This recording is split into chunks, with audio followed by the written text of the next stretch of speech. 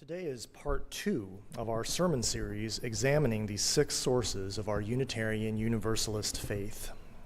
And as Meg mentioned this morning, we're going to be focusing on words and deeds of prophetic women and men, which challenge us to confront powers and structures of evil with justice, compassion, and the transforming power of love. And I think that the big word that screams at us from this text, at least to me, is the word prophetic, because it's a very religious term, so religious, in fact, that at first blush, it might make some of us in this room a little nervous, maybe just a little fearful. And I'm here to tell you this morning that we are right to be fearful of this term, though perhaps not for the reasons you think. But let's start with definitions. I always love to start with definitions. The word prophecy is Greek. It is comprised of 2 parts. The root of the word is the Greek infinitive phonai, which simply means to speak. The root is preceded by a very common Greek prefix, pro, and it's in this prefix where all the fun starts. Fun for me. Pro has many definitions. For example, pro is often translated as before, temporally, in terms of time, as in X happens before Y happens, or the sun goes down before the stars appear. So if this is our definition of pro, then the word prophecy means to speak of something before it happens. Thus, a prophecy is a predictive statement. And this is very much in line with the traditional definition of prophecy that many of us are probably accustomed to. It's certainly the one that I inherited as a child from my very conservative Christian education. Per my Christian upbringing, prophets were people chosen by God to communicate visions of the future. And these prophets often wielded supernatural powers. They came with signs and wonders and miracles which served to authenticate them, to prove to the masses that they were in fact representing God, and therefore their prophecies were sure to come to pass. But the focus of their ministry, their raison d'etre, was always to predict the future. Now that definition of prophecy isn't entirely wrong, but it's not entirely right either. If we go back to the etymology of the word, we see that there is another way of translating the word prophecy. That Greek prefix pro, in addition to being translated as before, temporally speaking, can also be translated as before, spatially speaking, as in, I am standing before all of you right now. Understood this way, the Greek word prophecy means to speak before or in front of someone. So this translation of the Greek is much more in concert with the ancient Jewish prophetic tradition from which, of course, the Christian Bible draws. Now, in the Jewish scriptures, there is a Hebrew word that is typically translated into English as prophet, and that Hebrew word is navi. Etymologically, the word navi has nothing to do with seeing the future. See, there's a separate, completely different Hebrew term that deals with seeing the future in visions. And when that term appears in the Jewish scriptures, it's not translated as prophet, it is translated as seer, S-E-E-R. So if navi is the Hebrew word that is typically translated into English as prophet, then we should ask ourselves, what does navi mean in Hebrew? Navi has to do generally with speaking, and perhaps more specifically with rebuking. So if you happen to read the Bible and you're in the Old Testament, and you see the word prophet, in your mind you might want to retranslate that as rebuker, which of course then leads us to ask in the Jewish scriptures, who exactly is getting rebuked by these Jewish prophets, these Jewish rebukers? The rich, the powerful, and the privileged. And what are they being rebuked about? Their role in perpetuating injustice and oppression, ignoring and destroying the poor, exploiting the powerless in order to become even richer, marginalizing the voiceless like orphans and widows and foreigners, i.e. undocumented immigrants. So to briefly recap, it is an unfortunate Greek translation error that makes so many of us English speakers misunderstand the role of the prophet in Judeo-Christian history and mythology. The ancient Jewish prophetic tradition has far less to do with predicting the future and performing miracles than it does with speaking truth to power and demanding justice. And understood this way, which clearly is the manner in which our second source is intended to understand them, understood this way, prophets are not limited to the Bible or even to the time during which the Bible was written. Socrates was a prophet. Siddhartha was a prophet. Frederick Douglass was a prophet. Susan B. Anthony and Sojourner Truth were prophets. Mother Jones was a prophet. Martin Luther King Jr. and Malcolm X were prophets. Thich Nhat Hanh, Daniel Berrigan, Bell Hooks, Angela Davis, prophets. So now here's the thing about our second source that makes it truly scary. The thing that should fill us all with a healthy level of fear and anxiety. Our second source is worded in the present tense. We are to heed the words and deeds of prophetic women and men which challenge us to confront powers and structures of evil with justice, compassion, and the transforming power of love. Prophetic words and deeds which challenge us, not which challenged us. The source is in the present tense. Every religion loves prophets in the past tense. Everyone loves a prophet when they're dead. Long and safely after their blasphemous, paradigm-shattering prophecies have either been adopted into the mainstream or co-opted by the mainstream. 300 years after Jesus was crucified by Rome, Rome became Christian. 50 years after MLK was killed for prophesying against racism, war, and capitalism, Dodge used his voice to help them sell trucks during the Super Bowl. Just absorb the irony of that for a moment. Do you think that Dodge or any other American company would have proudly tried to align themselves with MLK 50 or 60 years ago? In a 1966 Gallup poll, 63% of Americans disapproved of the Reverend Dr. Martin Luther King Jr. 63%. To give you some context for how huge that number is, right now, Donald Trump has only a 53% disapproval rating.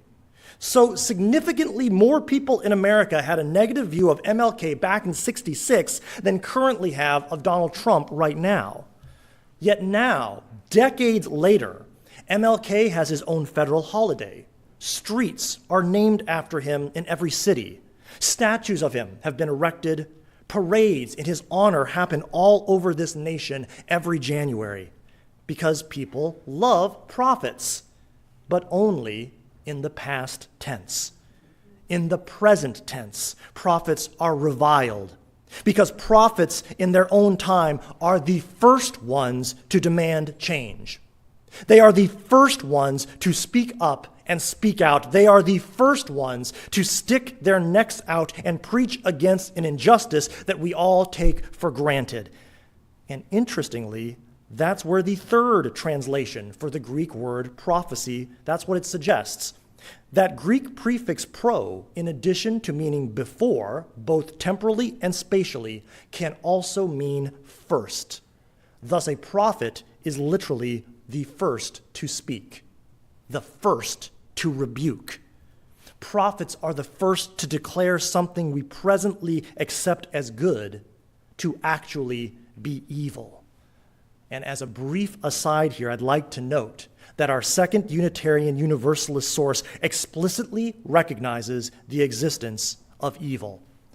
I know that some UUs shrink away from using that four-letter word, perhaps because they think our commitment to diversity and inclusivity and our general open-mindedness disallow us from judging and separating good from evil. But no, evil is a thing, and our faith calls us to resist it, to rise against it, confront it, and ultimately transform it. Our second source calls us to heed the prophetic voice, the first speakers in the present tense. In other words, our faith does not allow us to quietly wait in the shadows for 300 years or even 50 years after that first rebuke, before we begin working to confront and transform the injustice targeted by that prophecy. Our faith does not give us the luxury of waiting for history to vindicate a prophetic message before we cast our lot with the prophet. Our faith calls us to respond to such prophecies contemporaneously. And if we actually succeed in doing that, if we succeed, it will truly set us apart from many, many other faith traditions. A lot of white churches today love MLK. Where were they in 1955?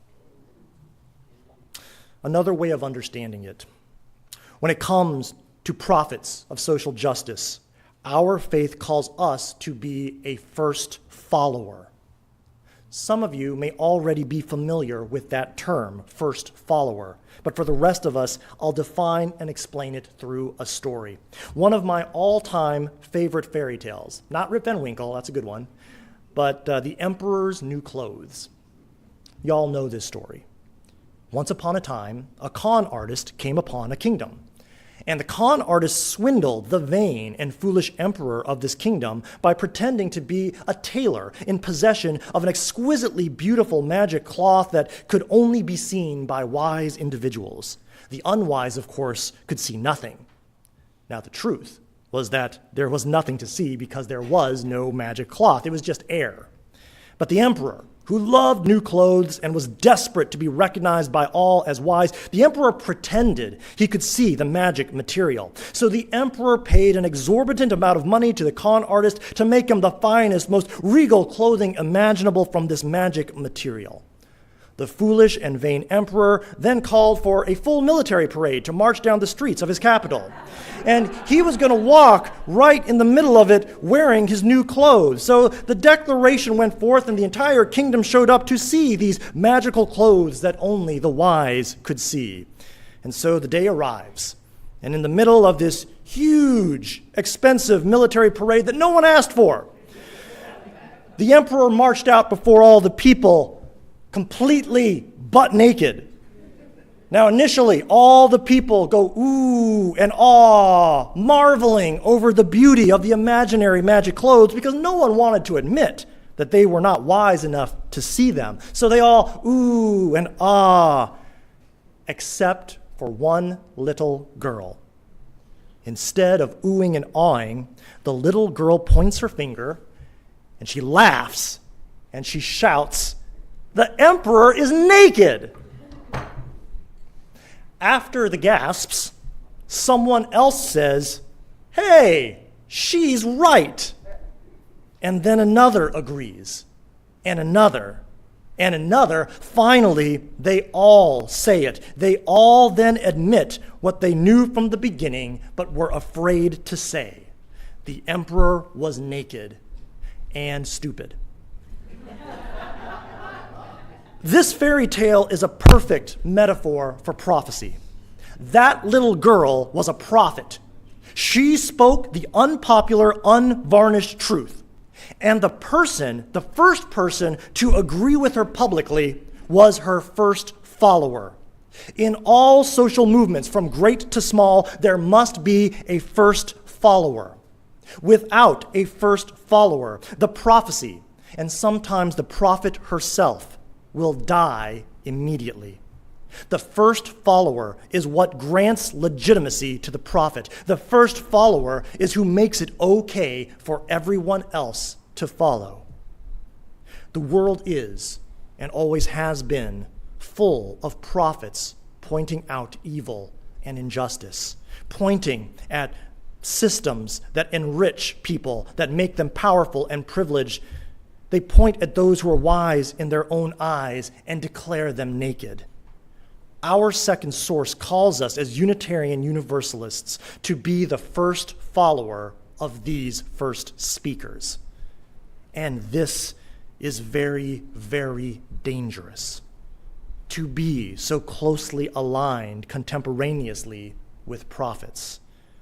Do you know what happens to prophets who rock too many boats and rattle too many cages? They're forced to drink hemlock. They're decapitated, and their head is brought in on a silver platter. They get crucified at Golgotha. They get shot in Memphis, Tennessee. And their followers will scatter, reviled, just as the prophets and prophecies they followed are reviled. But that is our call.